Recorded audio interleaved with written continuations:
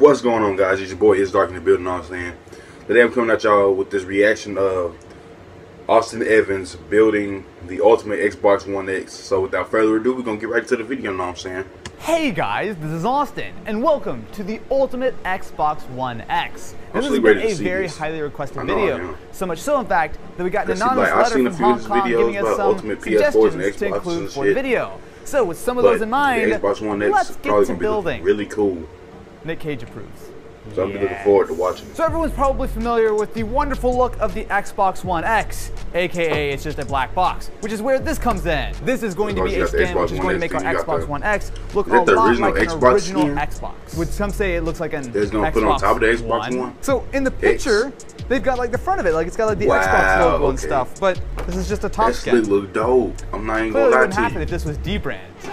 Who wouldn't want the Xbox One X to look like the OG Xbox? Pretty much lined up. I'm slightly off center. So you put it side by side with the original Xbox, it actually doesn't look so bad. That looks fucking I mean, no, dope. it wasn't 100% precise, but I think it's close enough that I'll buy that. Next up, because we know just how useful cooling fans and extra attachments are for consoles, we have not only an intelligent cooling fan, but we also have a cooling dock with extra USB ports. Ultra 4K HD. So we've got 3 small cooling fans. It's going to plug in via USB, and to be fair, it does give us a USB pass-through. So I guess it just snaps on something like this. Yeah, because I thought. I mean, it actually does kind of blend in. Whether this is going to make any difference at all, I am incredibly doubtful of. But luckily, we have a whole other cooling dock to keep it even cooler for our whatever it is that we're doing on an Xbox, which is going to make it overheat. I think it actually is pretty easy. So we just do that. Wait. Oh, it's an actual cooling dock. So I see that there's a fan, but where is it pulling air from? There's no place for it to pull on the bottom, on the front, on the sides. Why are there 3 fans if they have no intake is it really worth it though? What this does give us is 3 more USB ports up front. One of the things we're going to have to keep in mind with this video though is that we have a lot of things that are going to be requiring USB. So making sure that we have full USB 3.0 on as many ports as possible is going to be a challenge. Because a mere 1 terabyte of storage space is not going to be anywhere near enough, the next step is yet another add-on hub thing. This is going to give us not only the ability to plug in a full 3.5-inch hard drive, we're also going to be getting even more USB ports.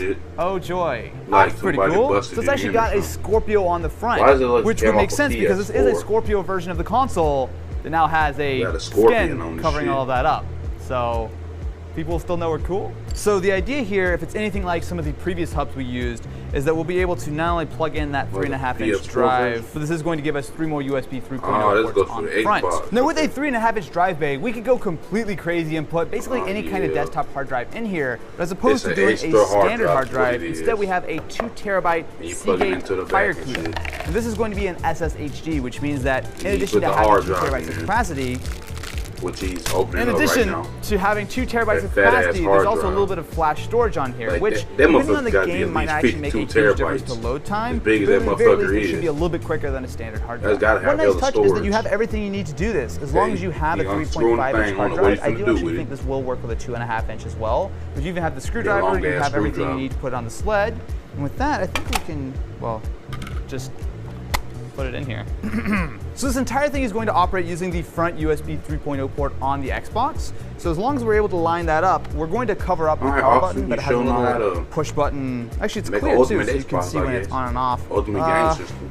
It's gonna be a little tight. I guess it will work though, huh? The only issue that I actually don't really like with this is that as opposed to having its own sort of car cable, which I will admit is a little bit annoying, instead it's actually going to go on top of the current power cable. Considering how much power the Xbox One X pulls with just the Figure 8 cable, seems a little sketchy. Also, our fan doesn't let this go in all the way.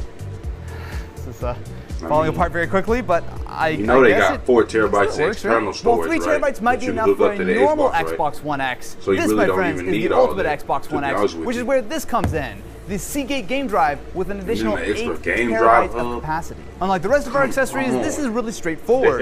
So instead of attaching it directly to the Xbox, it just needs a USB cable, but it does give us an additional 2 USB 3.0 ports on the front of the Xbox. I think I was worried about not having enough ports like 5 minutes ago. So with just an external power brick and a single USB cable, we're now up to 11 terabytes of capacity, which is where this comes in. The Samsung T5 SSD. This is actually something we use on a daily basis here at the office. So all of our videos are edited off of these T5s. One of the nice things is they come in really large capacities. This one is going to be a full 2 terabytes of quick SSD storage, all running off of a single USB cable.